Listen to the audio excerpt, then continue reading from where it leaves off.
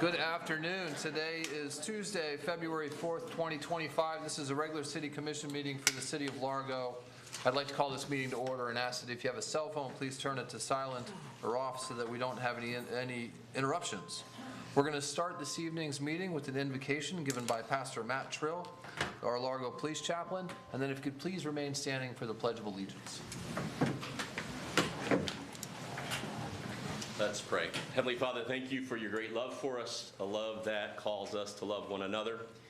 We thank you for your provision for us and all the things that we enjoy but often take for granted. Pray that you'd make us a thankful people and a grateful people. Thank you for our nation. We thank you for those that serve her, both far away and on our own streets. We thank you for those that tonight will be starting their careers serving us and protecting us. We pray your blessings upon them and their families. We think of those that are serving far away tonight in different places and ask that you would care for them with health and safety and give their families a peace of mind as well. We're thankful for those that are even out on our streets in Largo tonight, caring for citizens, helping as they can. We pray your blessings upon them. For this meeting, Lord, we pray that you bless each thing that takes place, whether it's ceremonial or civil. We pray that you would bless those that are leading with great wisdom and discretion, and may it be shown as we do things that benefit the residents of this community and help us to serve one another in that fashion. Father, I ask all these things in the name of your Son, Jesus. Amen. Amen. I pledge allegiance to the flag of the United States of America and to the republic for which it stands, one nation, under God, indivisible, with liberty and justice for all. Thank you, Pastor. The first item on the agenda is a presentation from the Central Park Performing Arts Foundation.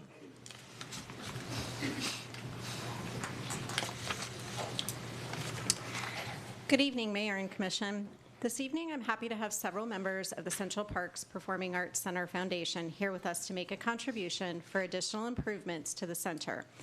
Over the past year, there have been many improvements to the facility with American Rescue Plan funding. The donation from the foundation will allow us to complete Phase 1 of the master plan for the project. The Phase 1 improvements include a seating chamber, a new seating chamber, acoustic, electrical upgrades, and cosmetic improvements, including flooring, painting, and doors. The foundation was originally created under the name Partners in Progress in 1985 to support programs within the department and promote performing arts in the city. The foundation was instrumental in raising funds for both the development of Largo Central Park and the opening of the Performing Arts Center. Since the completion of these projects, the foundation has been committed to supporting the arts in Largo. This group of business leaders and community supporters are all volunteers that contribute numerous hours to fundraising and raising awareness of the arts in our community, resulting in over $30,000 being given to the center every year. At this time, I'd like to introduce Danny Lehan, the president of the Central Parks Performing Arts Center Foundation, to say a few words.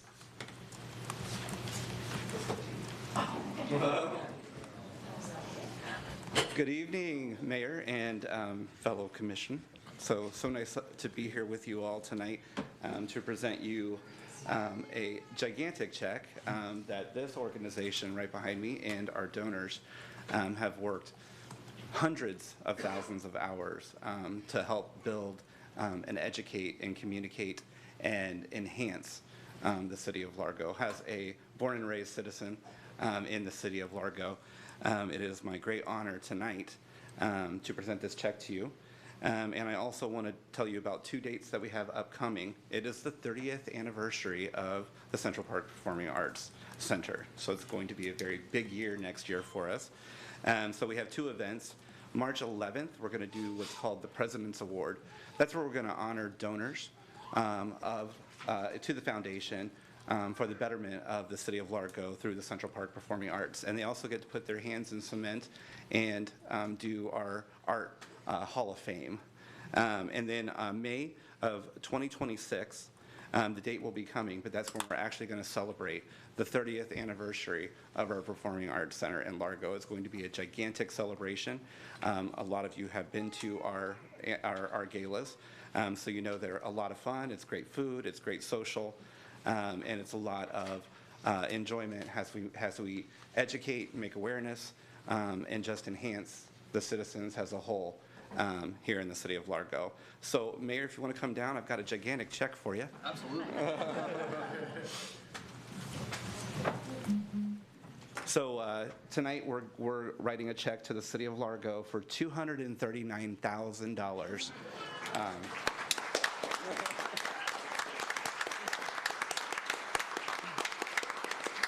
So we know you guys will make great use of it. We're continuing to volunteer. Every single one of us are a volunteer for the organization. There's no paid staff. We do this with joy, enthusiasm, as we continue to support what we're doing at the center. We really, truly believe in it. And we're not done yet. We're just getting started. So we hope that this $239,000 can complete our Tawny Playhouse and get everything into a mint condition. It's 30 years old. So we're very excited to help you all and partner with you. So Thank you. yeah. Go around there. Oh, around the back.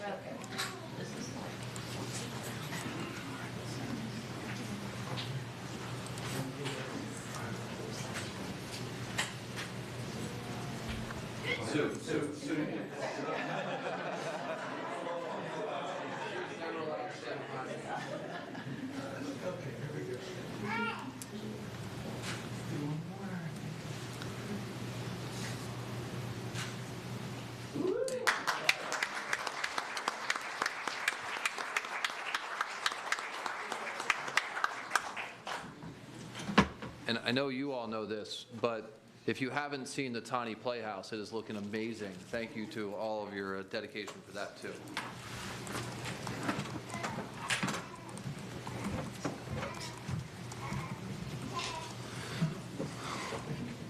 Thank you. Next, we will have a Black History Month proclamation.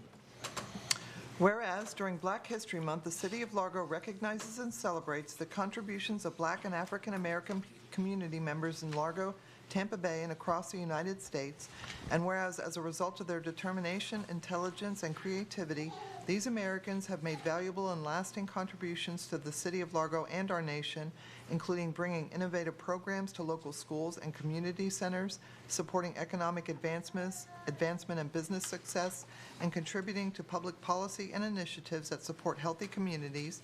And whereas Black History Month is a time for all Americans to recognize the powerful and vibrant stories and teachings of those who helped build our nation, took a stance against prejudice to support lives of dignity and opportunity, advance the cause of civil rights, and continue to advance the ideals of freedom, equality, and justice for all. And whereas the City of Largo continues to work toward becoming a more inclusive community in which all individuals, past, present, and future, are respected and recognized for their contributions and aspirations for our community, the state, the country, and the world.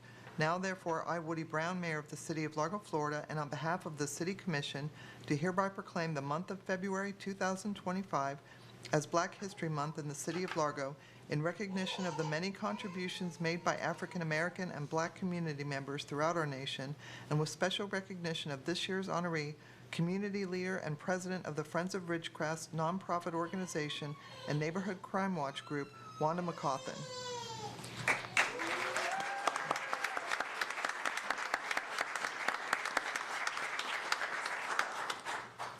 Good evening and happy Black History Month. This month we honor and recognize the important history, legacy, and culture of our Black and African American community. The city's outreach team invites everyone, city leadership, team members, and the community to join us in celebrations during this month in a variety of ways. The Largo Public Library is featuring books on their front lobby display and online catalog for all ages written by Black and African American authors and that highlight their stories and experiences. Community members can also register for a workshop to sew an African wax print quilt block offered on 2 dates, February 26th at 6 p.m. and February 27th at 2 p.m. Visit Largo Public Library events calendar or call the library for more information. For those looking to enjoy the arts, the Central Park Performing Arts Center is hosting Cirque Zuma Zuma on Sunday, February 16th at 2 p.m. and 7 p.m. Often compared to an African-style Cirque du Soleil, performers study at training schools in Kenya and Tanzania. Those interested can find tickets at largoarts.com. Local community partner Creative Pinellas also has an exhibit this year starting on February 20th, going through May, I-Bombs Imagination. This gallery exhibit by local artist Jabari Reed Diop, I-Bombs, is presented by the Woodson African American Museum of Florida and Creative Pinellas. Each year, the City of Largo also recognizes a community honoree to receive the proclamation. And this year, I am honored to introduce Wanda McCauthen as the 2025 Black History Month honoree. Miss Wanda, as she is affectionately known by many in the community, and many that are here tonight, family, friends, neighbors, and colleagues, is a community leader in the greater Ridgecrest area that includes Largo and Pinellas County residents. As the president of the Friends of Ridgecrest nonprofit and Crime Watch group, Miss Wanda has been committed to bringing community partners together for so many years. She is a strong advocate for neighborhood projects, advancing social services, community events, beautification projects, and history preservation, among other initiatives. She has helped facilitate a number of significant events in the community for over 2 decades, including a senior holiday gala, Martin Luther King Jr. Day events, and Juneteenth recognition events. She has also been a champion of facilitating activities with partner organizations, including promoting voter registration, access to health services during the COVID pandemic, and supporting many Habitat for Humanity projects to welcome new homeowners over the years.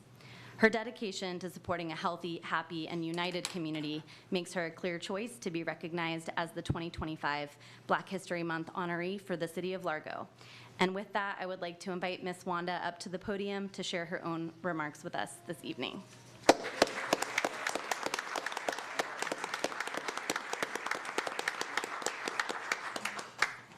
Well, good evening, everyone, to Mayor Woodard and to the Commissioner Board members. I stand here to say thank you for this great honor to be a recipient of your Black History Month program this year.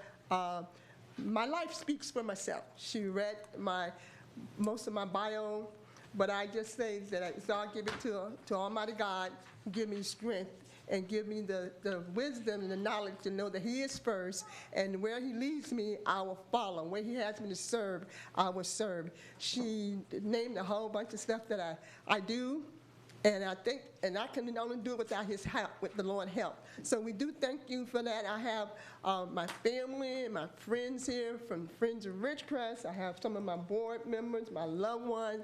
They all came to support me this evening, and I want to say to each and every one of you, and everyone is in this audience, I do appreciate the honor, but it all goes to the community.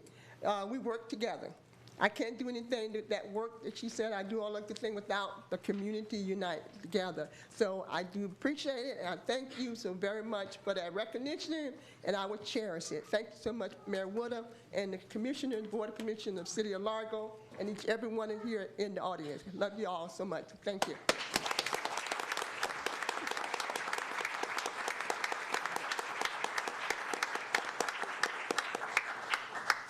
Hey, you gonna give me a hug? I just found out tonight that Miss Wanda has a last name. She's like, Miss Wanda. We're going to get a picture, and then I'm going to ask your friends and family to come up for a picture, too.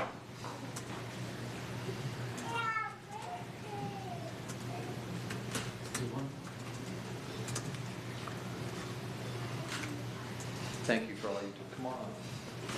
I need my pastor. You're going to go right in the middle. They're all the same. I need my pastor.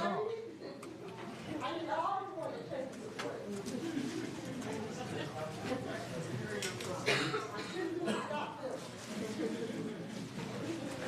Good.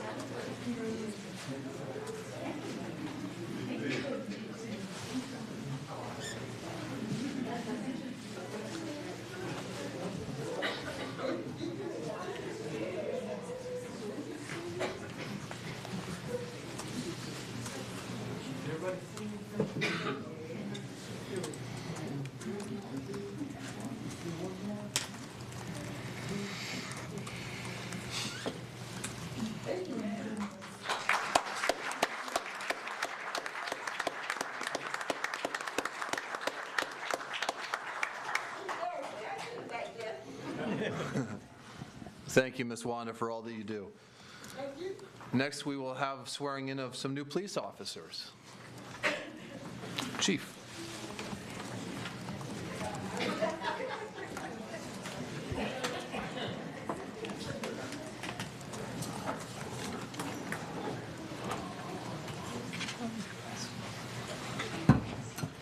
Good evening. Thank you for giving me the opportunity to introduce you all to the newest members of the Largo Police Department. I gotta listen to the tone, you know, I've just like blurted to it. All right. That's ominous. What's that? That's ominous. I'm so very proud of our new team members. I recognize the exhaustive amount of work that they put in to get where they are, and I'm equally encouraged to have them begin their journey with the Largo Police Department. This evening, we have a myriad of new Largo police officers, and we're going to start here at the end with Tristan Burkana.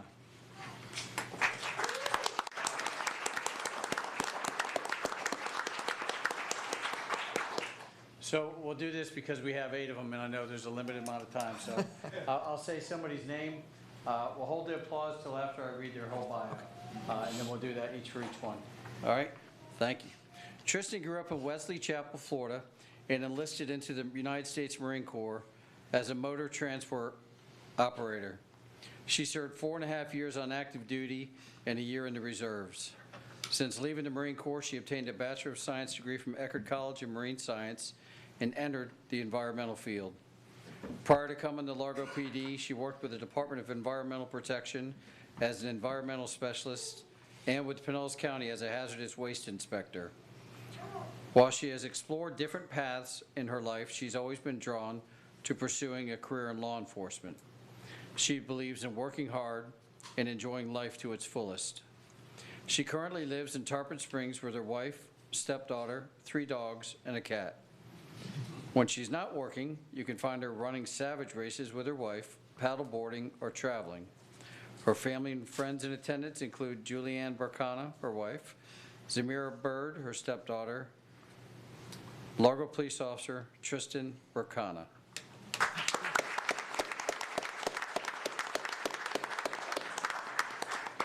And Julianne Burkana will be doing her pinning this evening. Next, we have Madison Stogsdill. Madison was born in Akron, Ohio, but grew up in Tarpon Springs, Florida. She grew up participating in a variety of sports, but her passion has always been in martial arts, whether it be jiu-jitsu or wrestling. After graduating from Eastlake High School, she moved to Campbellsville, Kentucky to start her college degree with an earned wrestling scholarship. She ended up moving back to Florida and finished her bachelor's degree in criminal justice at St. Leo University. While she was finishing her degree, she worked at a local police department as a dispatcher where she gained experience in assisting members of the community. Family and friends in attendance include her mother and father, Christina and Rick Stogsdill, aunt and uncle, Karen and Walter Carr, sister, Ashley Smith, friend Jennifer Flesher, and her other sister, Dallas Stogsdill. Her mother, Kristen, will be pinning her badge this evening. Largo Police Officer Madison Stogsdill.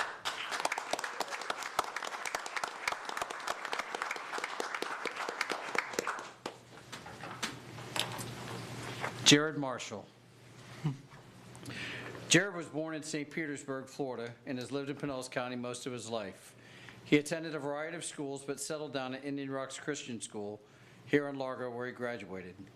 He continued his education by attending St. Petersburg College, where he achieved an associate's degree and has plans to earn his bachelor's degree in public safety. In 2019, he began working at Chick-fil-A for a little over a year until he switched careers and began dispatching for the Largo Police Department in 2020. In 2022, he became a communications training officer with the police department to help mold incoming dispatchers. Early in 2024, he applied and was accepted to go to the police academy and ultimately the road to become a police officer with the Largo Police Department. He now lives in Tarpon Springs with his fiancée and 2 cats, Mango and Tango. In his off time, he enjoys hanging out with his fiancée, going to the gym, playing video games with his friends. His family and friends in attendance include his fiancée, Sage, mother, Carrie, father, Bill, stepmother, Susan, and his fiancee Sage will be doing the pinning this evening. Largo Police Officer Jared Marshall.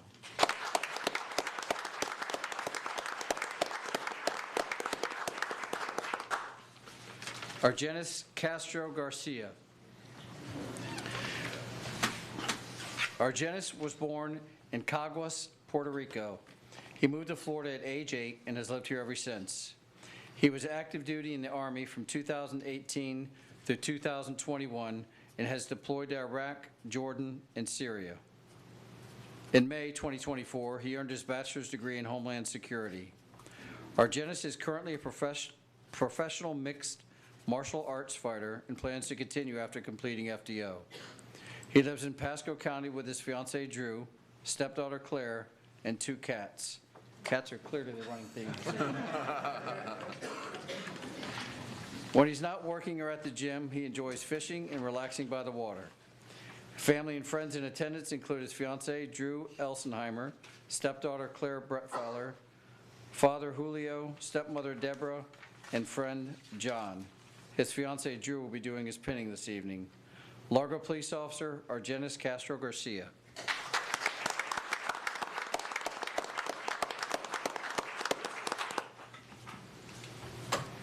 Alan McMillan. Alan was born in Louisiana and raised in the town of Jena.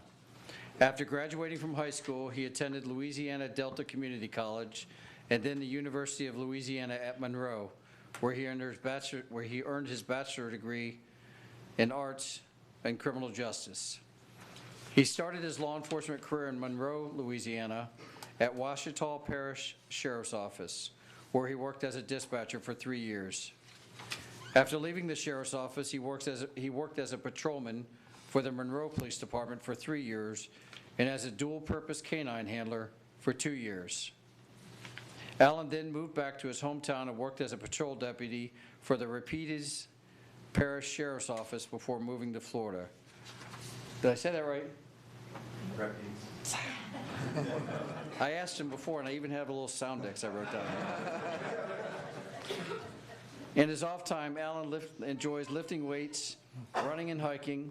He also enjoys cooking and staying active by scuba diving, hunting, and fishing. I'll be doing the pinning for Alan this evening. Largo Police Officer Alan McMillan.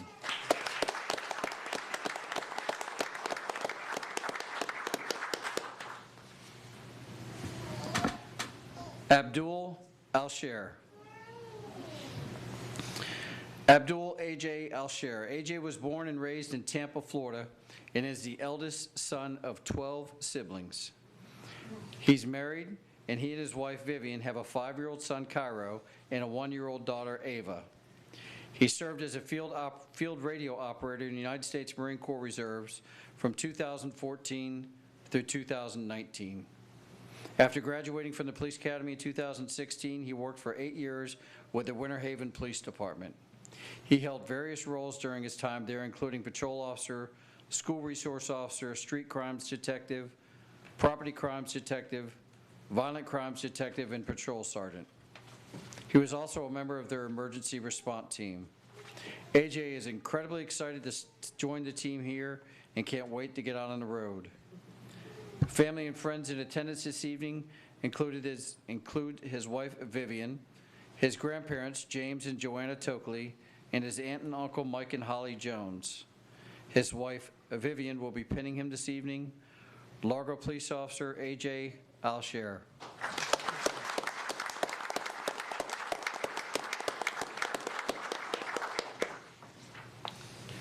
This is a lot to read. Doing great. Arlene Perez. I got the easy part. These are the people that went through the academy and all the training that have got to get where they are right now, so kudos to them. Arlene Perez. Arlene was born in Teaneck, New Jersey, and grew up in West Palm Beach, Florida. She joined the United States Air Force in June of 2019 and served 4 years of active duty at Joint Base Elmendorf-Richardson in Alaska. In August of 2023, she transitioned into the reserves at MacDill Air Force Base. Currently, Arlene lives in Clearwater with her 2 dogs. Her family and friends in attendance include her mother, Mariela Perez, and her grandmother, Esther Perez. Her mother, Mariella, will be pinning her this evening. Largo Police Officer Arlene Perez.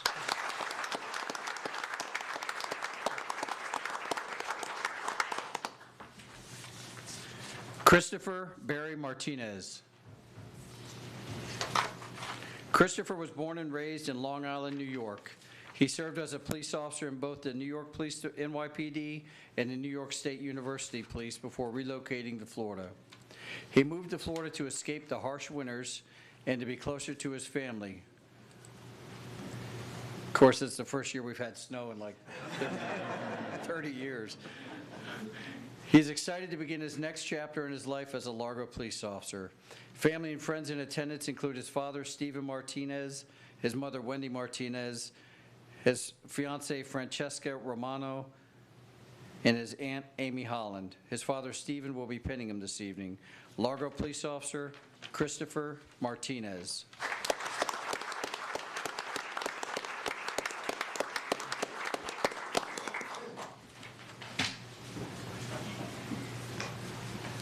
Take your stuff. All right, raise your right hand. Repeat after me. I state your name. Do solemnly swear that I will support and protect the Constitution of the United States and of the state of Florida against all enemies, domestic or foreign, and that I will bear true faith, loyalty, and allegiance to the same, that I'm entitled to hold office under the Constitution, that I'll faithfully perform all of the duties of the office of in the city of Largo, upon which I'm about to enter.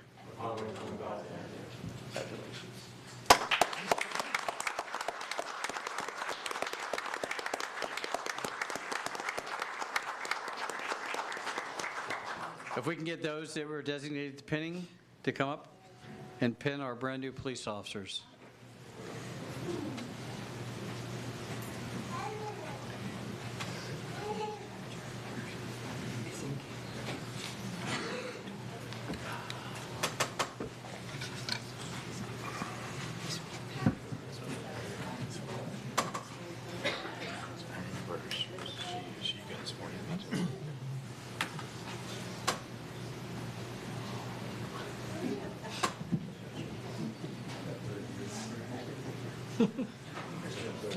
And members of fire rescue are here on hand. Look at shed, right?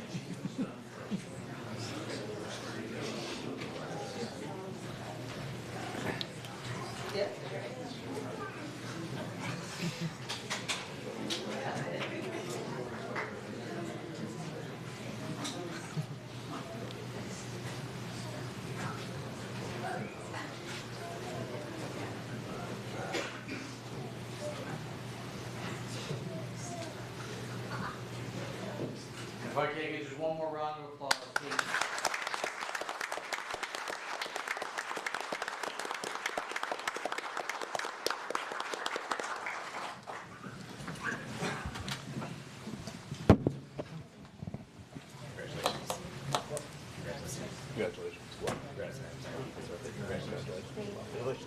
As a former Marine, you put that through now?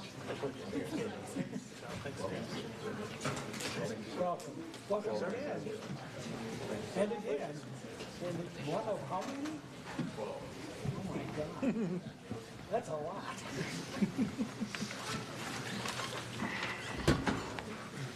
All right, our next ceremonial item is Team Member of the Quarter recognition. Good evening, Mayor and Commission. Kim Nichols, Assistant Human Resources Director. I'm here this evening to present Team Member of the Quarter, and I'd like to invite up here with us firefighter paramedic Jeffrey Parks.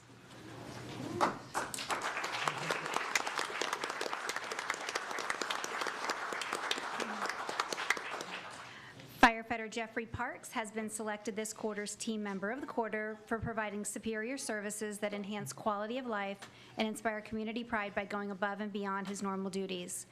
Firefighter Paramedic Parks has been with the City of Largo since October 7th, 2019. He has consistently found training and teaching his fellow team members. Jeff recently took it upon himself to clean the vegetation and debris around Station 40 after Hurricanes Helene and Milton. Jeff did this on his own time, with his own equipment, and on his day off. Jeff worked hard mowing the entire area of the station and removing debris from the station property. Firefighter Paramedic Parks was nominated by his fellow team member, also a firefighter paramedic, Jason Palacios. So congratulations, Jeff. Thank you for your service, and thank you for helping keep your station beautiful. He is joined by his wife, Emily, and daughters, Kenzie and Kylie. Congratulations.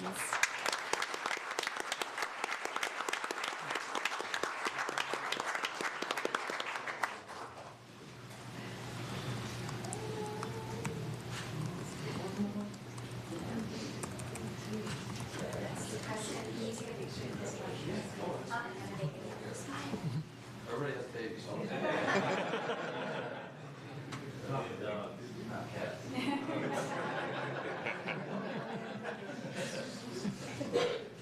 Firefighters have dogs.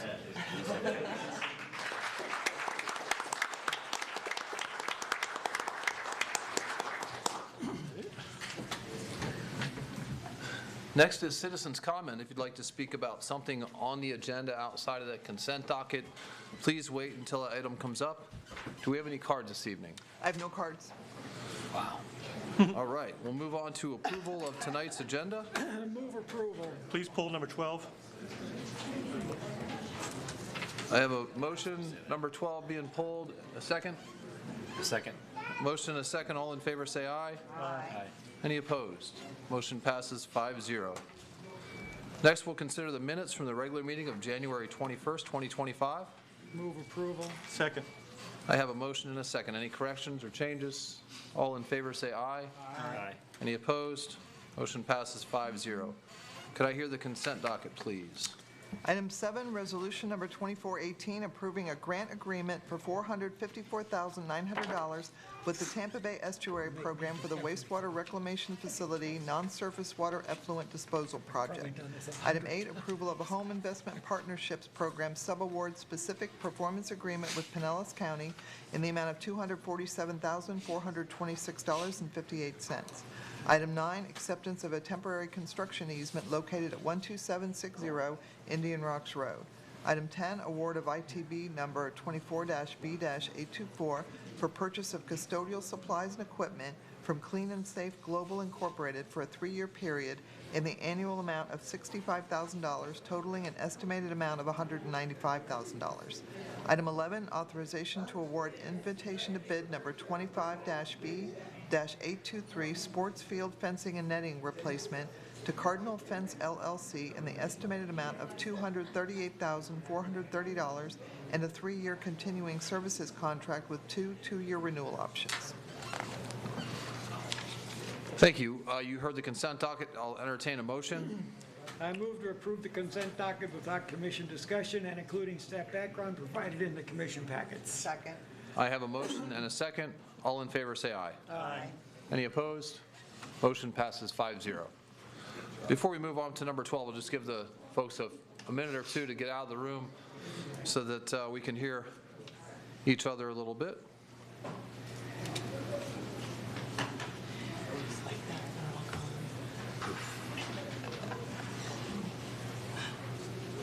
All right, item number 12, Commissioner DeBreezy.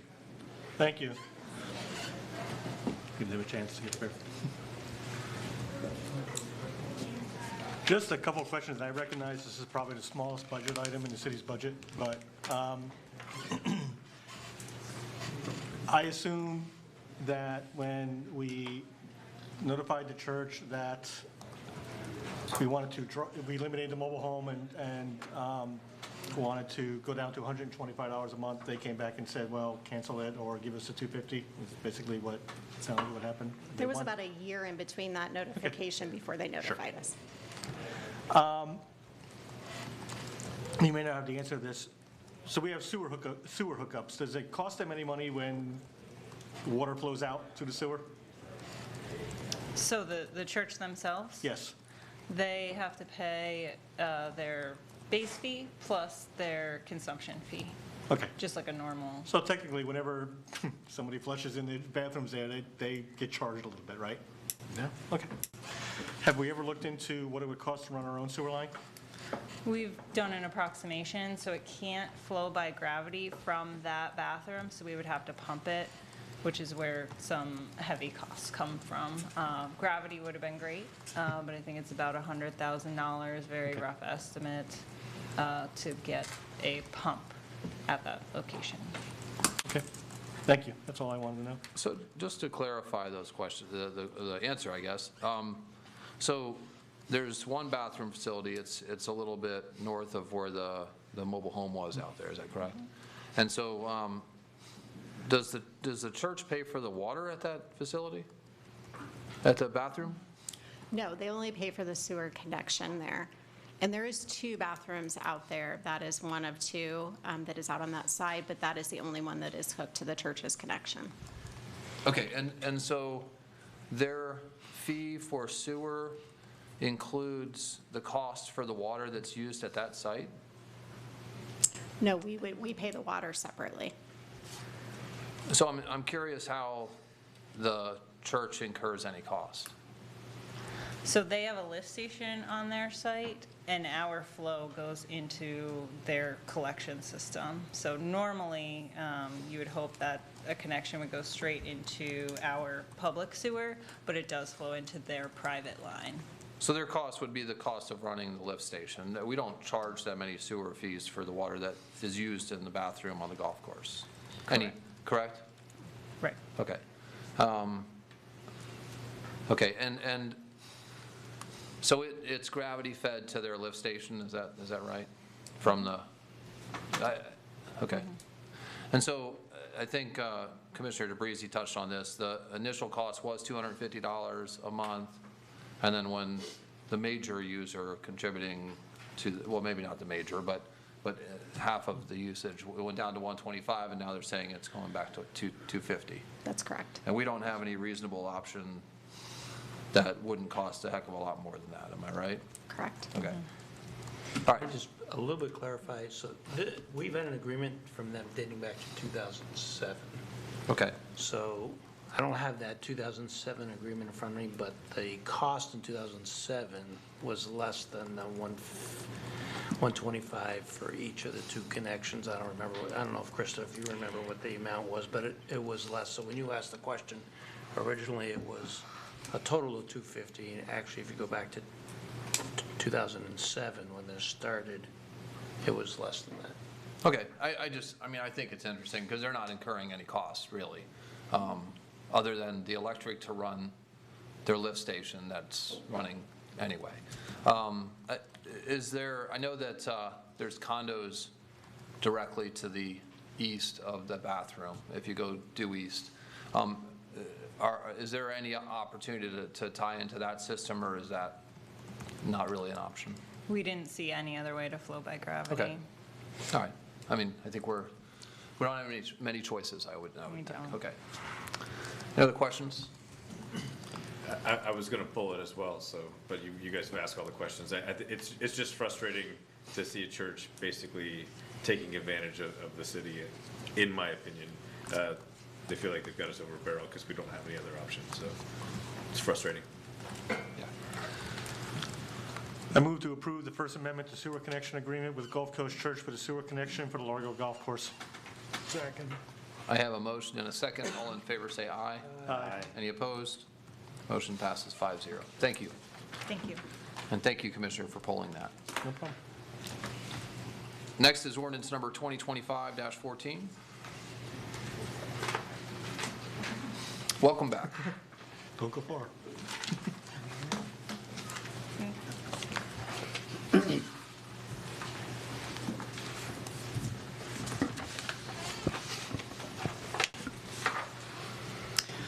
Good evening, Mayor and City Commissioners. Thank you for your time.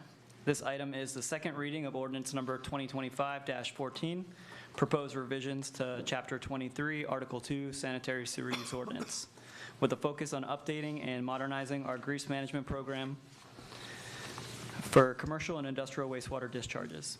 The amendment was approved on first reading by commission on January 7th, 2025, with a vote of 7-0, and there have been no changes since the first reading. To briefly summarize, the proposed changes aim to modernize and simplify the program, making it easier to understand, implement, and enforce for both the city and our commercial users. These updates include clearer definitions, a more streamlined inspection process, and improved enforcement mechanisms, all designed to make the program more efficient and effective. As part of these changes, we are also including fee adjustments for our industrial pretreatment program to cover the costs of monitoring, inspections, and other necessary activities to ensure compliance with the updated sanitary sewer use ordinance. Following the first reading of this item on January 7th, feedback from the commission suggested that impacted businesses should be informed of the potential changes under the revised ordinance. In response to this concern, my environmental control team issued a notification to all impacted users via certified mail and email on January 14th, 2025. The communication outlined that if approved, the amended ordinance would introduce increased permit application fees and the implementation of annual permit fees for all industrial users within the Largo sanitary sewer jurisdiction. It also informed the industrial users that the second reading of the amended ordinance is scheduled for tonight, February 4th, 2025. Staff recommend approval of ordinance number 2025-14 to update and modernize the grease management program, as well as updated fees for the industrial pretreatment program. This concludes the presentation, and staff are available for any questions. Thank you. Ordinance number 2025-14, an ordinance of the City of Largo, Florida, amending Chapter 23, Division 4, Industrial Pretreatment of the City of Largo Code of Ordinances by amending Section 23-117 definitions to remove definitions only being used in the new Division 5, amending Section 23-119 fees to clarify and update applicable fees by presenting them in a table, amending Section 23-120 commercial wastewater discharge permits to update the requirements for such permits, amending Section 23-123 enforcement to provide for consistency with the changes being made by this ordinance, and creating Chapter 23, Division 5 Grease and Solids Management Program to delineate authority to permit and control the introduction of fats, oils, and grease (FOG) and other solids into the sanitary sewer system contributed by commercial facilities such as food service establishments, commercial laundries, and automobile washing and repair and maintenance shops,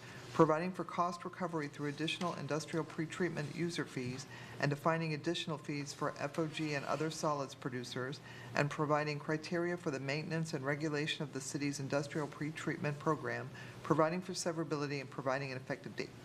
Thank you. Do we have any cards on this? We have no cards. Any questions from the commission? I move to adopt ordinance number 2025-14 on second and final reading. Second. I have a motion and a second. I did have a question. Did we get any feedback from the certified mails that was sent out? No, sir. I was anticipating someone maybe being here this evening, but we did not receive anything. Okay, I appreciate it. Thank you. All in favor say aye. Aye. Any opposed? Motion passes 5-0. Thank you. Thank you. Next is item number 14.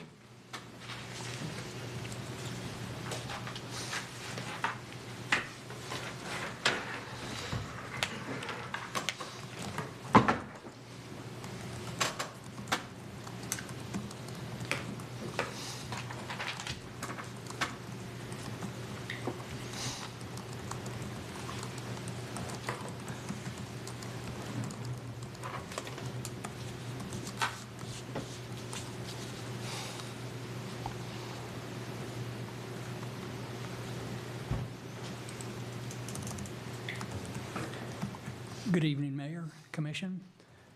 The item before you this evening is an agreement between the City of Largo and the Florida Department of Transportation, FDOT, to construct protected bike lanes on East Bay Drive from Highland Avenue to about a quarter mile west of Belcher Road, think Outback Steakhouse.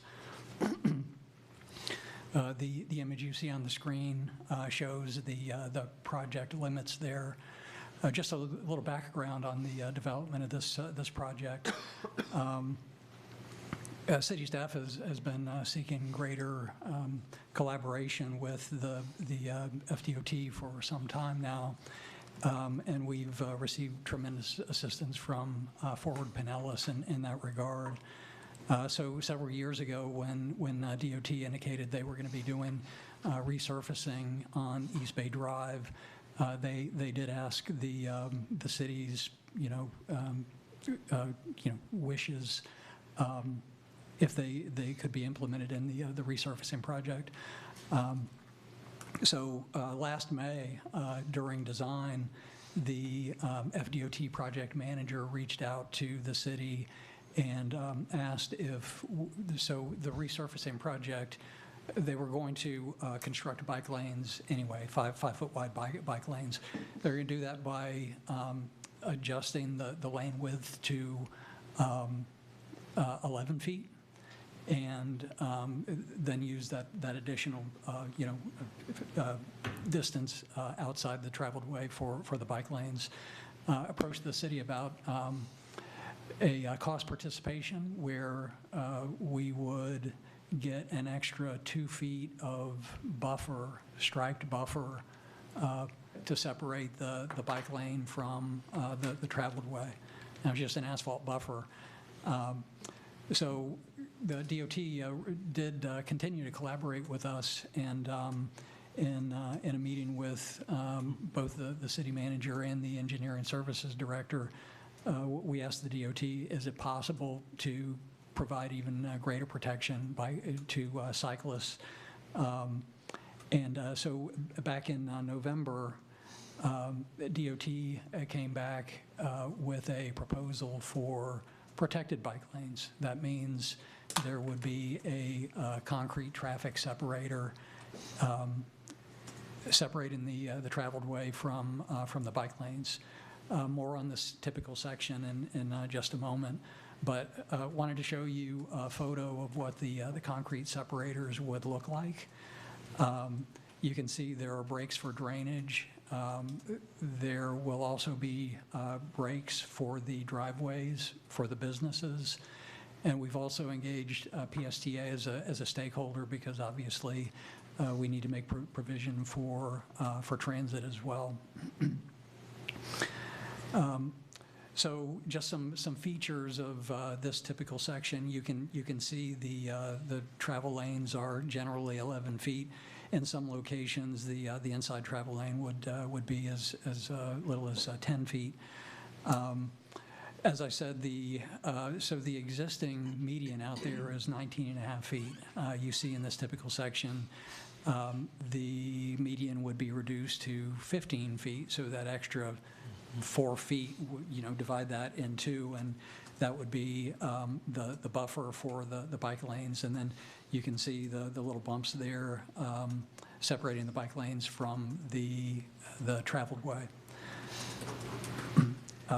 So in terms of the cost participation, I think this is where we got really good engagement with the DOT. I think the DOT is pretty inured to local governments asking things on DOT's roadway, where they have jurisdiction. And so I think when the city agreed to discuss cost participation with them, they became a lot more interested. And so with the addition of the traffic separators, DOT offered a 50% cost share.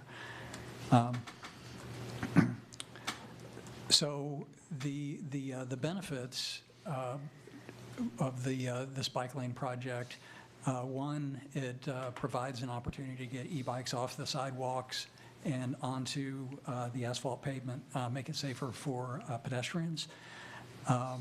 It also enhances a mode of transportation for the families that do not have vehicles. And finally, with enhanced use of e-bikes and regular bikes, there's potential for decreasing congestion on East Bay Drive. So, the additional takeaway we got from interacting with the DOT on this project is that when we demonstrate that we are partners with the DOT, we can see additional benefits elsewhere in the city. The city recognizes DOT recognizes the city as a good partner for that kind of collaboration. So with that, staff is available for questions. Thank you. Do we have any cards on this? I have one card, Matt Faustini.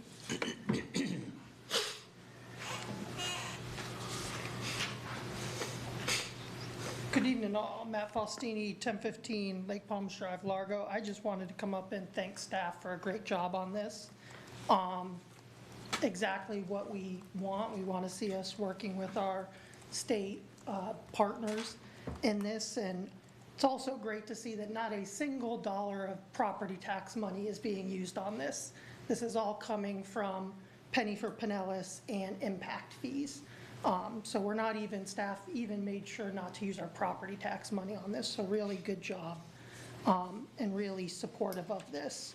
My only ask is that, especially with PSTA, most likely it looks like moving towards adopting these new draft maps and moving to 15-minute service on East Bay, that we look at working with Forward Pinellas on a TOD, transit-oriented development study, to see what kind of development happens over the next year or two. And that way, we would also have data to enhance our case for Alt 19 and a north-south corridor in the future. So that's just something to think about. Thank you. Thank you. Commissioner Holk. So my first question is why it doesn't go all the way down to Belcher? It's kind of like stopping in the middle of a main roadway. Like, to me, I always like to see from point A to point B. So I'm just wondering why. I know money is probably part of it, but was it ever? Yep, definitely understand your question. I'm probably going to have to get back with you on a final answer for this. I can tell you staff participated with DOT in a roadway safety audit, and to be clear, there are 3 resurfacing projects the DOT is doing design for. So it goes, the resurfacing, all 3 projects are going to be from Highland Avenue basically to 49th Street.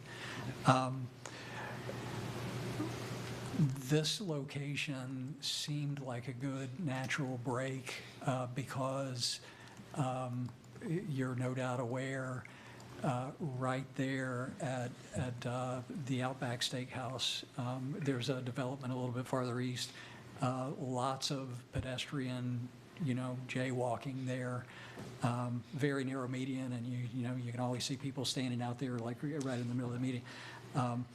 So DOT was considering some additional improvements, and we're speaking with DOT about that, specifically a pedestrian-controlled 3-color signal there.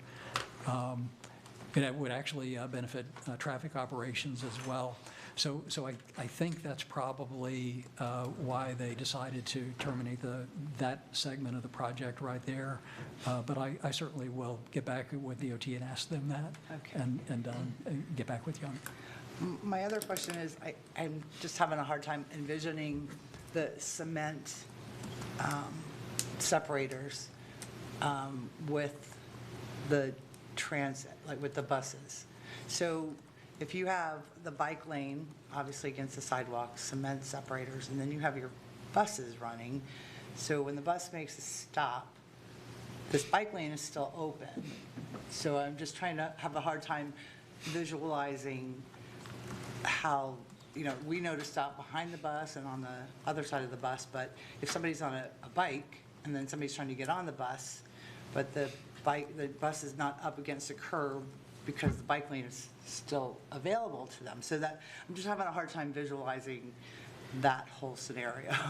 Absolutely. Great question. Staff met with the DOT project manager and the engineer last Thursday, And we received some preliminary plans. Happy to share them with the commission. Now, they did show the traffic separator ending, some distance before, on the approach to the bus stop. And a couple things. One, we expressed concern that cyclists could get sideswiped by buses, actually pulling over. And the other, my colleague Megan Dion provided them a design that the city of Orlando actually uses, where the traffic separator would continue, all the way through, like that approach. There'd be a break for the boarding and alighting of the bus, and there would be it would be a path level to the curb, so that folks with disabilities would be able to, alight. And so what that would mean is there'd be, kind of a speed bump for the cyclists, but the cyclists would always be protected then. The difference in terms of the bus's operation is that rather than the bus, as currently happens where there are bike lanes, the bus will get kind of halfway out of the traveled way.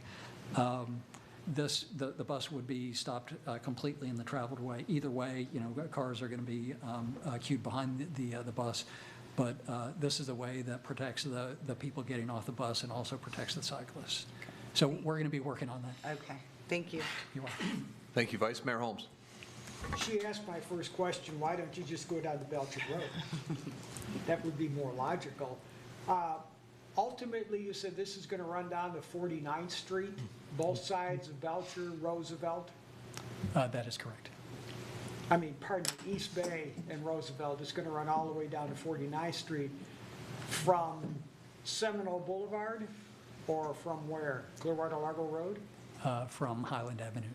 No, eventually. Is there plans past Highland Avenue going farther west? There are not. Okay, so this is strictly from Highland Avenue to Roosevelt, eventually. That's correct. My vote is put it to Belcher. Okay, so now you have 2 votes for Belcher. Okay. The second thing, I mean, I understand for the buses, they usually do a cutout on these things. These guys on those electric bicycles, I mean, they've got a death wish anyway.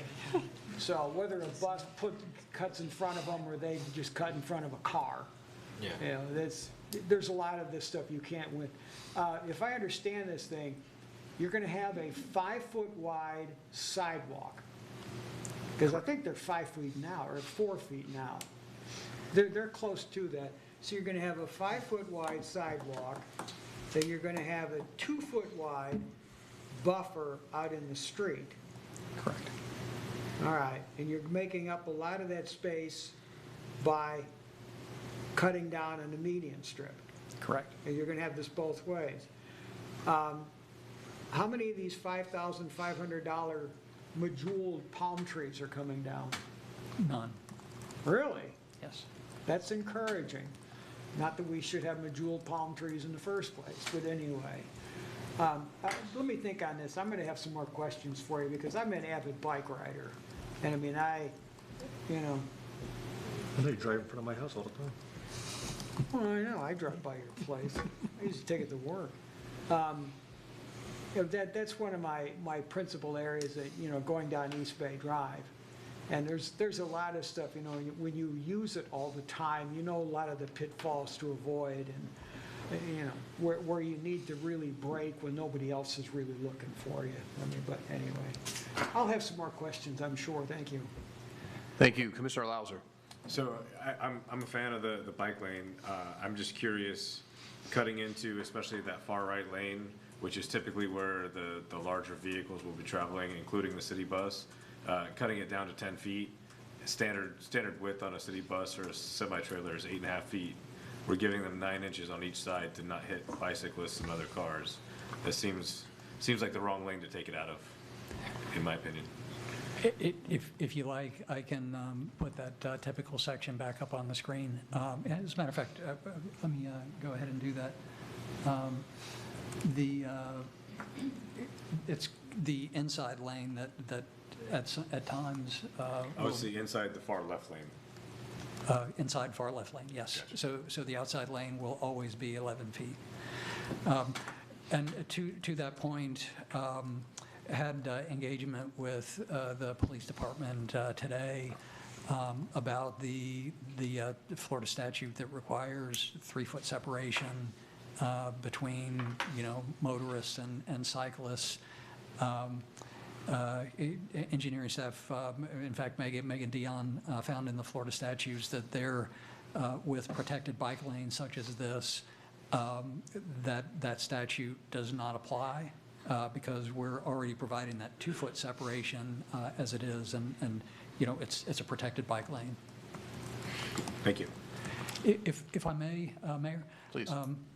Just returning to Vice Mayor Holmes and Commissioner Hoch's question about the project limits.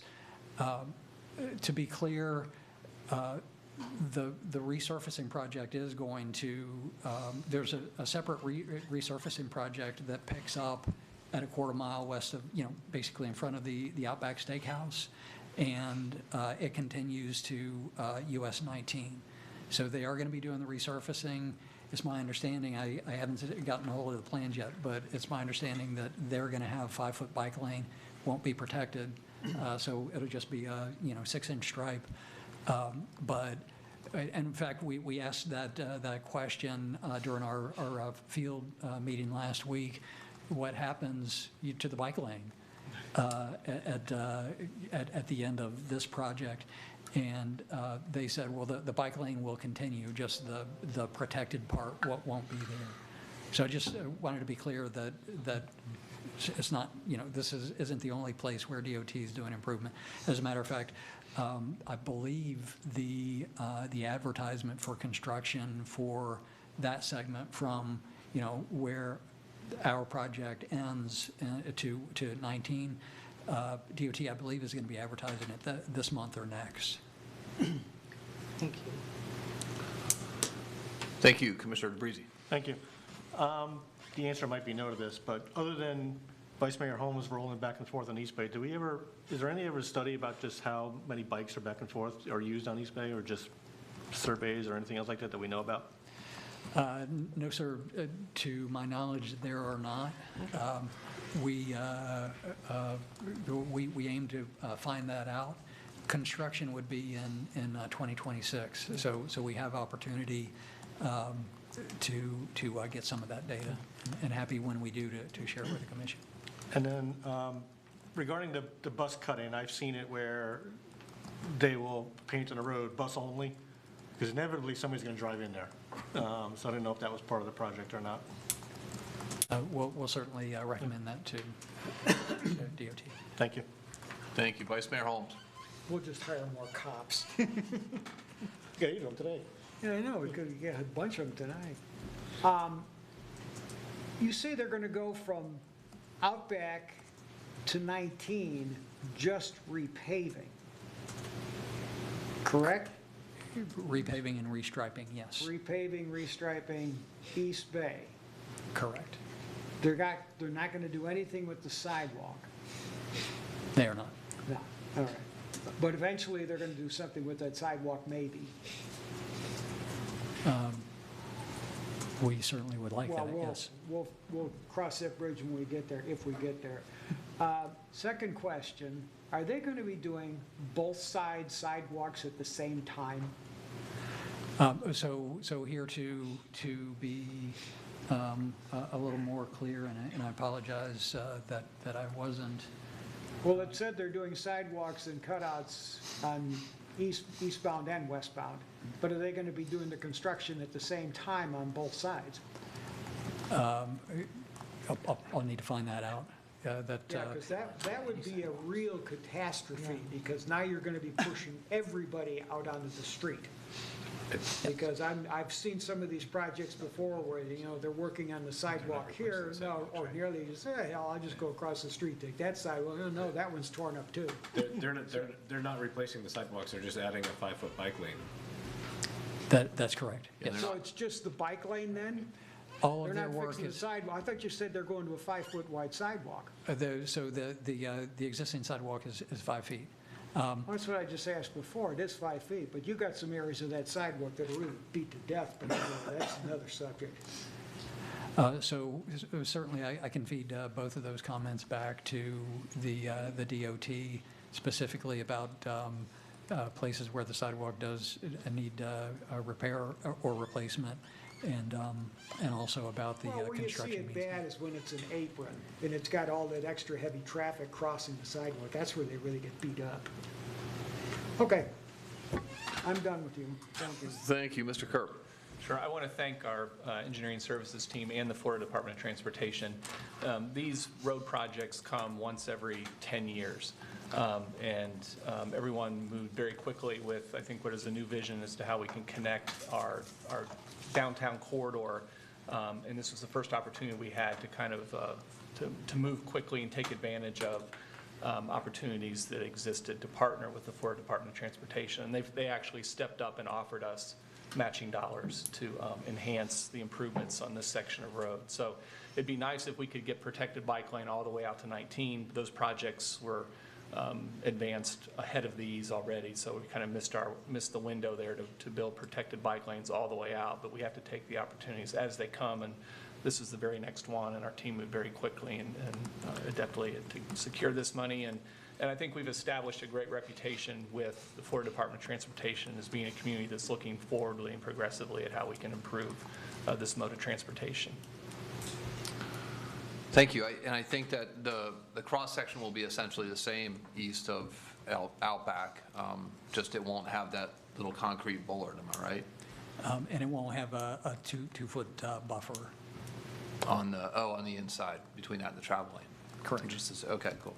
I do want to say, I think this is very forward-thinking. You know, you see more and more e-bikes traveling on East Bay Drive as transportation for people. That's the way people are getting around, and they're not really safe amongst the people walking, and they're certainly, they don't look safe driving down the middle of the lane in East Bay Drive going the same speed. Maybe they are, but I think this is a great, not just for people that are pedaling bikes, but people that are riding e-bikes and electric vehicles to get to work, and I think this will be good.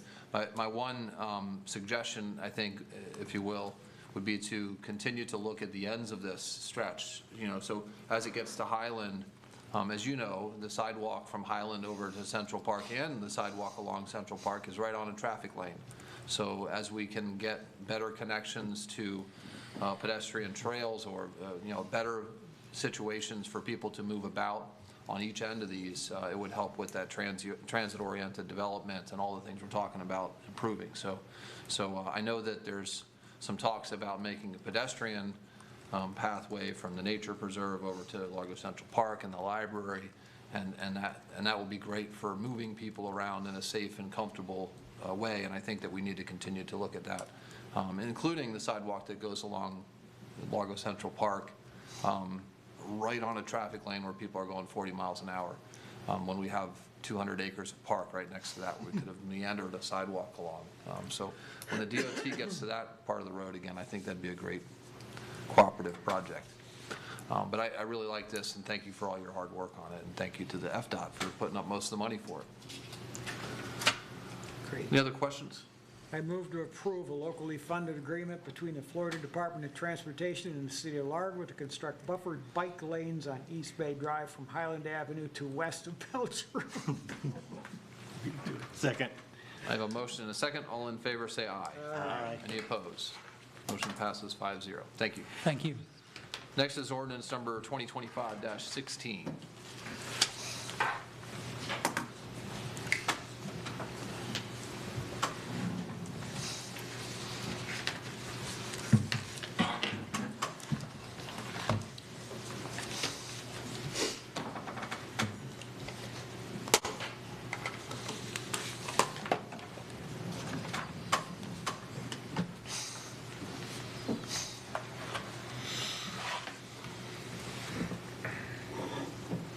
Could we ask our communications team to pull up the slide deck, please? You ask a lot. Thank you. Good evening, Mayor Brown and City Commission. This is a budget amendment. It is ordinance number 2025-16. It is a first reading.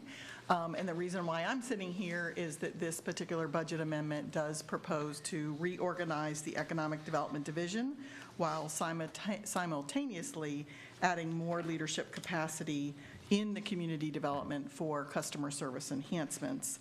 I am joined this evening by Aiden Critchlow, and he is the management analyst that's currently serving the Community Development Department.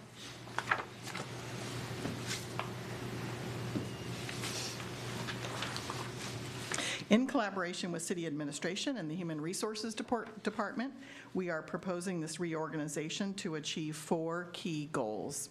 The first is to support a refreshed and renewed economic development focus. We'd like to enhance our regional impact by collaborating with partners such as the Pinellas County Economic Development Department, the Florida Department of Economic Opportunity, the Small Business Administration, Pinellas Technical College, as well as local business incubators. We'd also like to continue to address our needs for Horizon West Bay by focusing on that project. That is clearly a priority of both the Economic Development Division as well as the Community Development Department as a whole. We also are looking to improve the department leadership structure. The current organizational structure for the department features 49 team members that are spread out across 5 divisions, reporting to 1 director. We feel that really is stretching the management capacity of the leadership of the department, and we feel like a more reasonable span of control will help maintain performance and improve customer service. And lastly, we would like to increase leadership capacity for customer service. So as some of you know, we did launch a new permitting application platform in 2024, and we have made great strides, but there is still work that remains to be done to make that platform more user-friendly for our customers.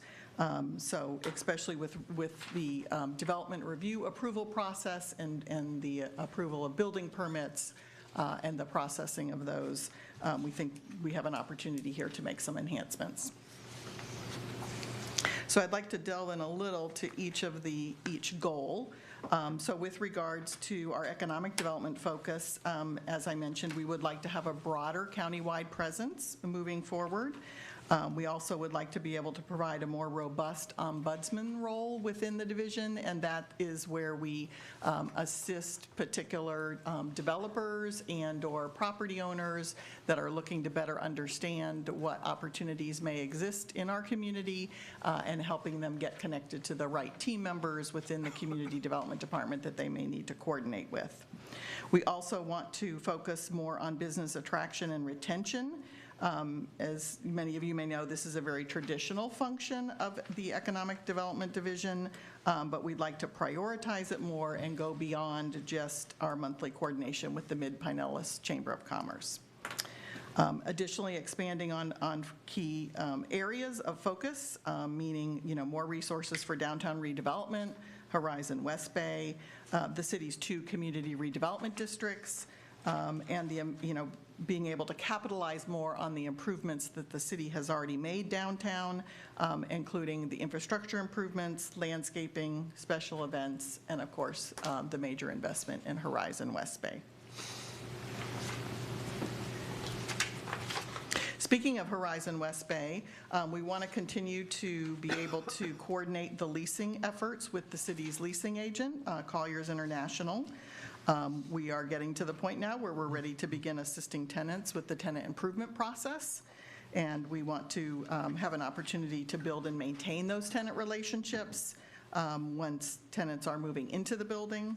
We want to be able to manage all of the retail and restaurant contracts that might be associated with the retailers and restaurateurs in the building, and also to coordinate with landlords and property owners of existing downtown retail, as well as some of the new retail development that is coming in new development projects in the downtown area. And we have a couple of those coming as well.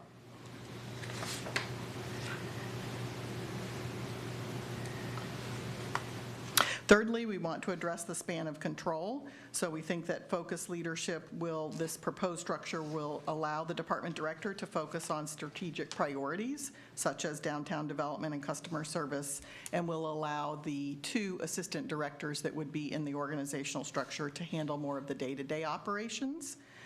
We feel that this will help with effective communication. A more manageable span of control will streamline our communication within the department, reducing bottlenecks and improving our decision-making. We also think that delegation and decision-making will be improved. Our assistant directors and division managers will be better positioned to delegate tasks and make decisions in a timely manner.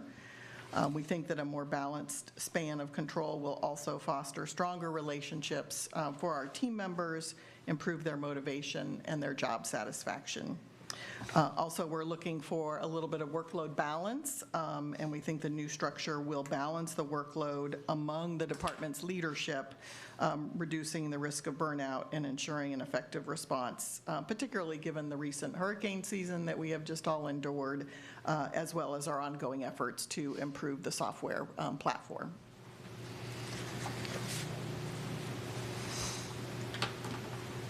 And perhaps most importantly, we are looking to enhance the leadership capacity within the department by being able to, bring additional leadership bandwidth to support our goal of becoming the community of choice and being the community of choice in Tampa Bay. Results-oriented leadership is important to us, and we feel that the new structure will help the department to optimize the new software, bring those needed customer service enhancements. The city's procurement team has already assisted the department with issuing a request for qualifications to begin identifying customer service enhancements in the city's existing processes. The RFQ is on the street right now, and by mid-March, staff will be selecting a consultant to assist us with identifying what are those best practices, as well as looking at specifically what does the City of Largo need to improve our processes and customer service. Assistant City Manager Simonis and I are really excited to kick off that work and get it going, and I want to assure you this evening that our both the leadership in our building division as well as in our planning division are equally thrilled that we're going to be taking a look at this. They're ready for some, a kind of a deep dive to look at how we can make some improvements. Accountability is important, and we think this structure will bring that as well. And then lastly, timely decision-making. We think with some increased leadership capacity, the department will be able to adapt more quickly to changing, situations on the ground.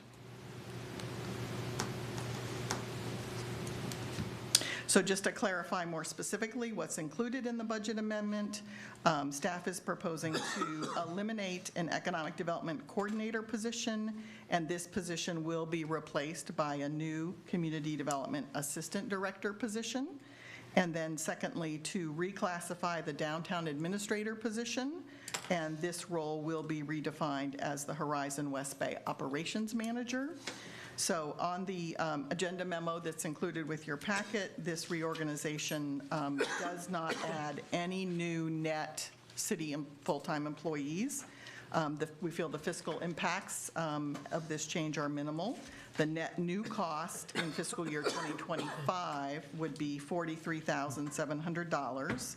And the net additional cost in future fiscal years are outlined in the agenda memo. And also Aiden is here should you have any questions of a financial nature. So just again to kind of clarify what the economic development division organizational structure would look like. So we would have an economic development manager, and that manager would be focused on the city's 2 redevelopment districts, the Horizon West Bay operations manager, and then a coordinator that would make up the economic development division team reporting to the new assistant director of economic development and housing.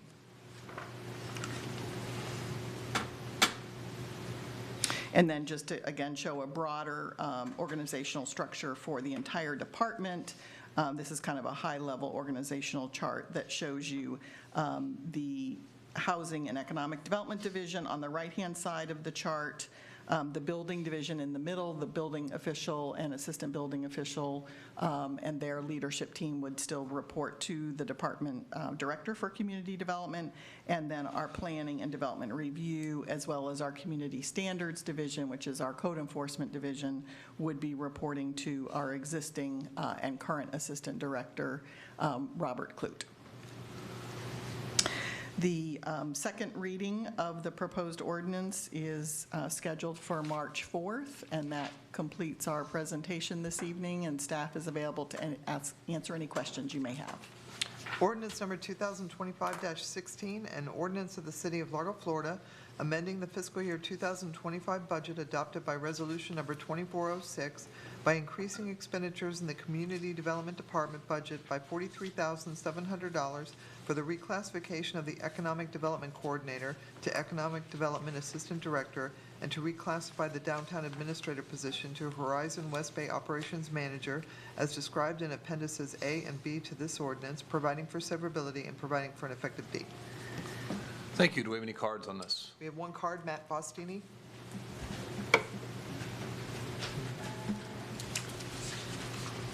Good evening all. Matt Faustini, 1015 Lake Palms Drive, Largo. Again, I just wanted to come up in support of this. I serve on the Largo Planning Board, can't speak for the planning board, but in the last year, our existing staff has pulled off a housing for all, has dealt with 3 storms, and has got us almost to the finish line on an entertainment district. They need help. We've asked them to do a lot. I know I've asked them and asked a lot of questions and asked a lot of them, and they're doing amazing work, and they really need our support. And honestly, this is a good first step, and I think we're going to need future steps as we grow. So just wanted to voice my support for this. Thank you. Thank you. Commissioner DeBreezy. Thank you. First, thank you to City Manager Kerr for sitting down with me and going through this. And I expressed what I like and what I don't like about this. I'm not a fan of the future ongoing increased cost, but that can be worked out in budget, and we would, I would want to talk about offset and stuff to try to address that. But I do want to say that we are aligned in wanting to look at economic development. It will solve a myriad of things that we need to address in the city. And I would really like to see the focus on bringing in new businesses, more than just retail and restaurant. We need a better mix of higher paying jobs in the city to address a number of issues that we have. I still have some concerns. We'll have more time to talk. I'm going to vote to move it forward so we can have that time to talk. But there are a lot of positives about this that I appreciate. Thank you. Thank you. Any other questions? I had a question about, so the position, the new position, the Assistant Director of Housing and Economic Development, what type of credentials or background or experience do we expect somebody moving into that position to have? We would be looking for someone that has a bachelor's degree in the fields of urban planning, real estate development or redevelopment, potentially a master's degree, and also a great deal of experience. And I think one of the things we've learned in recent years, or at least I've learned managing the department, is that it's very important that we find someone that has governmental experience. I think sometimes the candidates from the private sector, they may have a very rich amount of experience, but they don't always necessarily understand how local governments do economic development. So I think that would be an important criteria that we will be looking for. But we will be really looking for a depth of experience in all areas of economic development, knowing how development happens and how it's financed and how it gets approved through a development review and permitting process. Thank you. I think that it's the business ombudsman that's been vacant for a while is critically important. The big the big companies that want to build a new franchise here, they know how things happen, right? But the person that's spending their life savings to start a bakery or whatever it is, they don't know the ins and outs of, and so somebody that can hold their hands through the process and is familiar with the process is critically important, and I hope that we fill that role soon. I also think that it's very important that that economic development person also is tied in with housing, because those things are hand in hand. I share some of Commissioner DeBreeze's opinions and concerns as far as we need somebody that's bringing good jobs. And, you know, listen, the people that live here, they want to have nice places to go have dinner and get a nice poke bowl or poke bowl, whatever you say, but they're delicious. Or whatever, you know, they want those things as well as nice jobs. And those are, we need somebody that's going to focus on all of that. So I think that this will be good, but I do share some of the concerns about the ongoing costs and that type of stuff. But if it's effective, it'll be a small price to pay for those improvements. Any other questions or comments? I move to approve ordinance number 2025-16 on first reading and schedule a second reading and public hearing on March 4, 2025. Second. I have a motion and a second. All in favor say aye. Aye. Any opposed? Motion passes 5-0. Thank you. Thank you. Thank you, guys.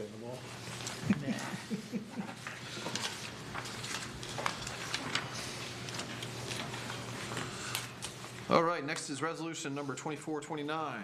That's Mr. Zemet, right? Yes, it is.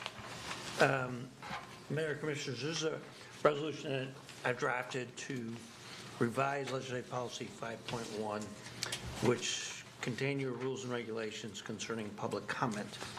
The reason for the resolution is a recent decision that was issued by the Federal Appellate Court that includes Florida within its jurisdiction regarding the similar policy that related to public comment that was maintained by the Brevard Public Schools. They were sued over the enforcement of that policy, and the court found that their policy was unconstitutional. Their policy went a little bit further than ours, went quite a bit further than ours, but there were certain aspects of, based upon the court decision of our rules that we need to amend in order to come into compliance with the court's decision. And I want to apologize. The form of the resolution that was originally included in the agenda online was not the correct version. I don't know what transpired, how that occurred, but we have updated it online, and we've placed at your places on the dais a corrected version of the resolution. Because of that, I'll go through each one of the changes since they weren't clear on the form of the resolution that was attached to the agenda up until a few hours ago. The first change is to delete the reference that all comments must be directed to the chair. We're deleting that because the court specifically said that the same exact language that was contained within the policy for Broward County was unconstitutional and violated the First Amendment. So we have to take that out. The second change deletes the language that says any comments which are inappropriate or irrelevant will be ruled out of order by the chair. We have deleted that language again pursuant to the comments of the court in the Broward County case. Skipping ahead just to, because they're connected, what the court did say we could include, and which we are adding to the policy, is a statement that all comments that which do not comply with the policy will be ruled out of order by the chair. So we had to basically massage that language, and then we just moved it to a different part of the policy. The other main thing that the court said was, and the reason they found the schools districts policy unconstitutional was because there were words that we probably thought we thought, were well understood what they meant, and the court said that it wasn't obvious what they were meant and they needed to be defined. So those terms included profanity and obscenity. So we have now included definitions of obscenity and profanity in the rule.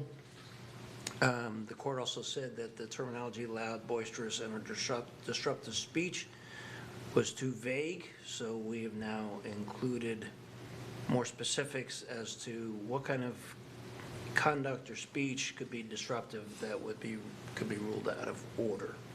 And then finally, the court said that a general rule against personal attacks was not specific enough, so we have added basically a definition of what personal attacks are and which are prohibited.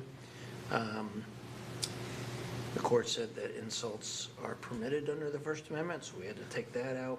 Then the other thing that we changed, and we made this change not because of the court's decision, but because this has come up previously on comments that were made by members of the public, that we are now including family members, so personal attacks against commissioners or staff's family members who are not city officials would be prohibited by the policy. So those are all the changes. It'll make it compliant. I can tell you that the school district has refused to comply with the court's decision. They recently have been, there was an order entered by the district court judge. They're getting into more trouble as they refuse to comply. So I don't want to be put, I don't want to put you in that position. Would like to get compliant with the court's decision since we are in their jurisdiction. Don't want to leave us open to any litigation over the application of a policy that doesn't comply. And honestly, I think most of the changes are not really that substantive, adding the definitions. I mean, we probably all think we know what obscenity means. I mean, the Supreme Court once told us that everybody knows what's obscene, but this court thought we needed a definition. So with that, open to any questions. Would recommend that you adopt this resolution so that we are in conformance with the most recent decision issued by the 11th Circuit.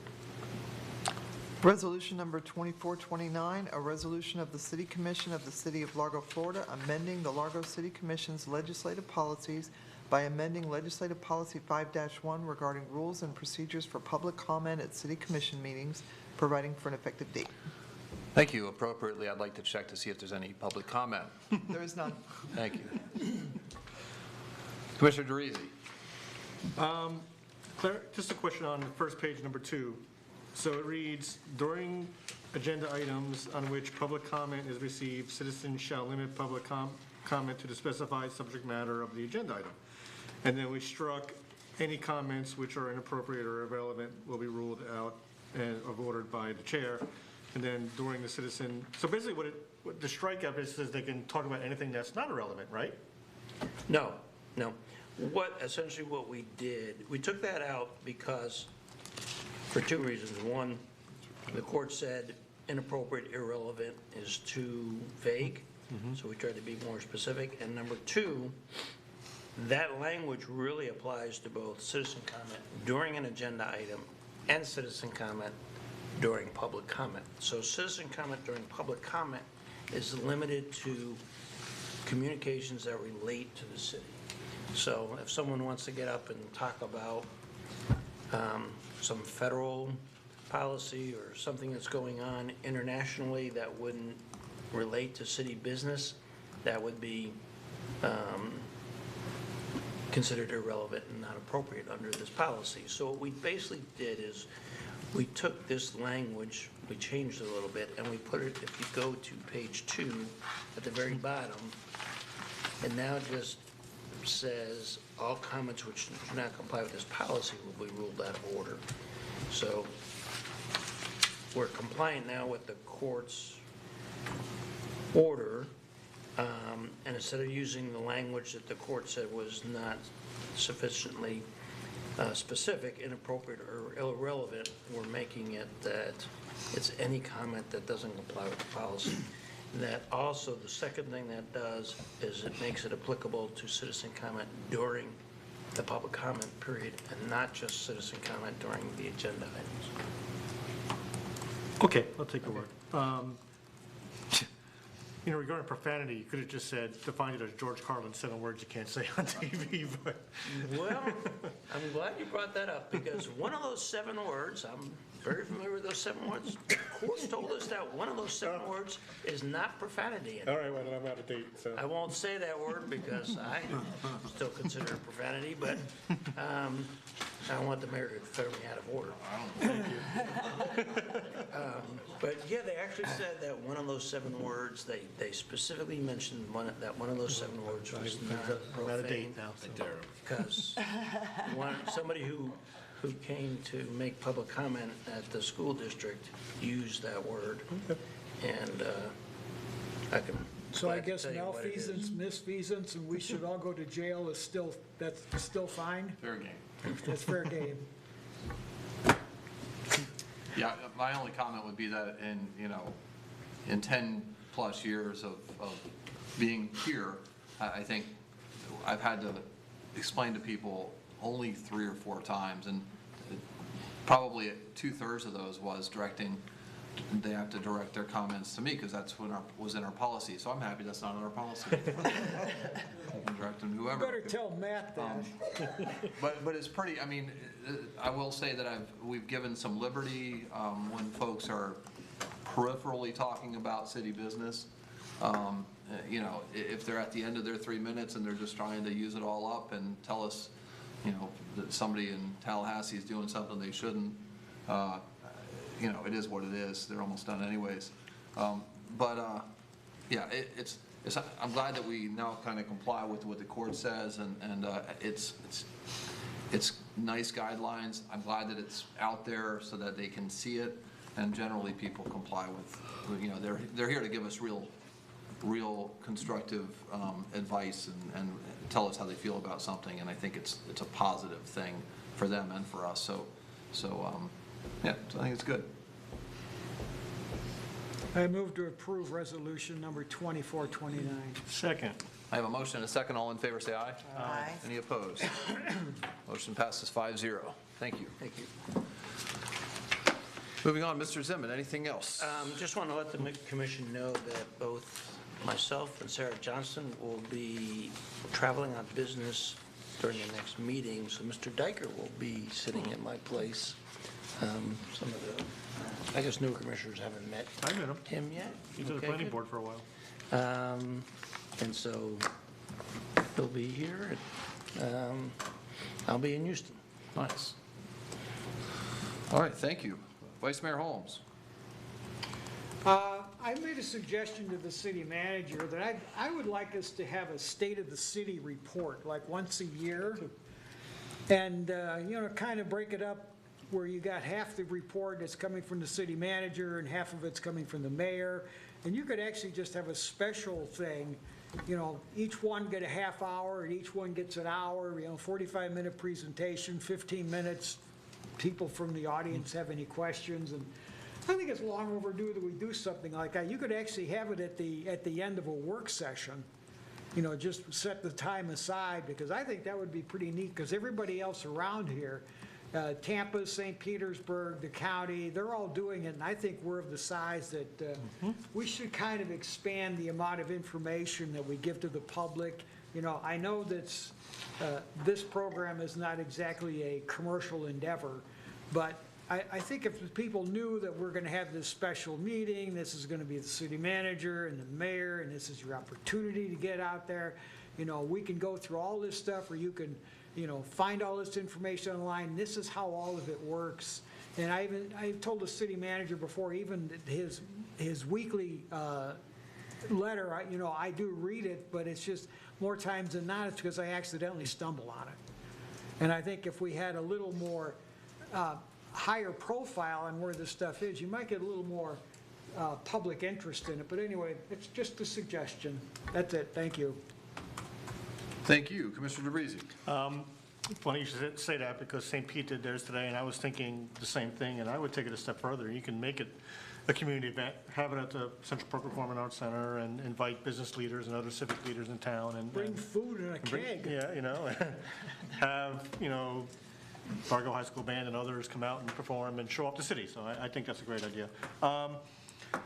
Speaking of Central Park Performing Arts Center, thank you to the foundation for that very substantial donation. I haven't been to events there, and my daughter doing theater there. I'm glad to see the work that's being done, and congrats to our new officers to patrol the bus lane or the bike lane. Thank you, Commissioner Lauser. So when the vice mayor gets a keg at that at that State of the meeting, city. I will be. You're there. So no, congratulations to our new police officers, and once again, congratulations to the Parks and Rec. That's a whole lot of money. So it's awesome. Thank you, Commissioner Hulk. Ditto to our Performing Arts Center, what they do for what that foundation provides to help our city is nothing short of amazing. Also, I wanted to thank Miss Wanda, because I didn't know her last name either. I've met her several times, but she's amazing, and what she does in the Ridgecrest area, there's just no words to even, it's just, she's like heartwarming, overwhelming heart-wise when you're around her, because her love and her passion is just so obvious. And I believe she had kind of a counterpart, Vern, right? That was always very active as well. I had met him around the same time, Vernon, I think. But anyway, thank you, Ms. Wanda, for everything that you have done over these years. Congratulations and welcome to our new officers. Look forward to meeting you and working with you. And Cheryl, as always, your department, amazing. All of our departments are amazing, what you guys do. Thank you. Thank you. I'll address Commissioner Holmes, Vice Mayor Holmes. I think it's a good idea. I think if we make it kind of fun and like a kind of a city expo, I will say if there's a keg there, I'd like to go first, and let city manager go second, right? But no, I think it would be nice to have, kind of a fun event, and then we or I or whatever give a state of the city, and just to give some facts about where we are, what we're doing, what's happening, and I think it'd be great, and so maybe we'll work on that. Second, I'd like to congratulate the officers and thank the Central Park Performing Arts. Is it now Performing Arts Center Foundation? No, it's just foundation. Okay. Because it was in the thing as center, and then I think somebody said center up there. I'm like, oh. So Central Park Performing Arts Foundation, for their generous contribution and all the work that they do throughout the year to help support the Performing Arts Center. And lastly, if you haven't seen this, it was on my my morning coffee chat this morning, and we had an event over the weekend to welcome 10 students and a vice principal and an English teacher from Yamada High School in Kami City, Japan, which is our sister city. It's been our sister city for 55 years. Some Lions Club members, including George Feaster, who's still involved, was in Tokyo at the Lions Club International meeting, and they met a small club out of Tasuyamada, Japan, which is a small city in the southeastern Japan in the Kochi prefecture, about 3 miles from the coast. That Lions Club and the Largo Lions Club became sister clubs. George had some connections here at the city, so he quickly got the cities involved as well. And then in 1984, the high school became a sister high school with Yamada High School in Japan. And for many years, until COVID, every other year, a group of students would either go to Japan from Largo or come to Largo from Japan. Sometimes there were big groups, sometimes smaller groups, but it was pretty much every year somebody would travel one way or the other. And then every 5 years, a group of adults would come here and a group of adults would go to Japan. COVID changed all that, but we're back. Last April, 20 adults from Largo went and visited and were warmly welcomed. When you travel with this Sister City program, you stay in homes, so you kind of immerse yourself in the culture of Japan, or in this case, happening right now, immerse yourself in the culture of Largo. I will tell you that Sota likes shrimp and grits because that's what we had for dinner last night, and so it's been really fun. They're right in the middle of the week, so if you see a group of excited young Japanese people walking around the city, please stop. I don't even know how to say hello. How do you say hello? Konnichiwa. Say konnichiwa to them, and I use Google Translate, but please give them a warm welcome. I know they had an exciting day today, checking out a lot of Largo facilities. They're back following the school tomorrow, and I think they're going to Busch Gardens on Thursday. So they got a lot of fun mixed into their trip, and they're spending a lot of time at the school as well. So that's really cool. Thank you to everybody in the city that helped put on a great show today, and all the people in the community that are hosting these kids, and the vice principal and the teacher as well. And all the people that have worked from the Lions Club to other folks to help put this together. We've got a couple of interpreters that are very fluent in both English and Japanese that have helped immensely. So thank you to all those folks. And I'm excited for next year to hear when the Largo kids get back from Japan. Mr. Kirk, what do you have? Mayor, I want to thank Lions Club for the program. We're enjoying hosting the student. Last night we had spaghetti with chopsticks, and we're looking forward to tacos tonight, which is something our student requested that she hasn't ever had before. So it's been a true joy in our house. Only information I want to get out to the community is there's lots of things starting to happen in our parks coming up this week. I think it's movie season in the park. February 7th is Grease. So that'll be at Central Park. Summer camp registration starts February 14th for residents. Those spots fill up very quickly. I encourage all residents to keep an eye on that and be ready on February 14th. Non-residents can apply beginning February 28th. So again, our more popular programs. Well, thank you. Any action items? I didn't have any, unless I missed one. Doesn't look like it. Thank you. Meeting is adjourned.